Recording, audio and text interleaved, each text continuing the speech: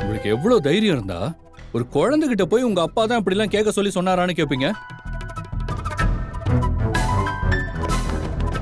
நீங்க முதல்ல எதுக்காக இங்க வந்தீங்க? அதான் உங்களுக்கு என்ன பிடிக்கல, நமக்குள்ள இதெல்லாம் செட் ஆகாதுன்னு சொல்லிட்டீங்கல்ல. அப்புறம் எதுக்காக இப்ப எங்க வீட்டுக்குள்ள வந்தீங்க? நான் ஒன்னும் உங்களை பாக்குறதுக்காகவோ உங்ககிட்ட பேசுறதுக்காகவோ இங்க வரல. நான் இங்க வந்தது அம்முவை பாக்குறதுக்காக. அம்மு இன்னைக்கு ஸ்கூலுக்கு வரலையேன்னு அவளை பாத்துட்டு போறதுக்காக தான் வந்தேன்.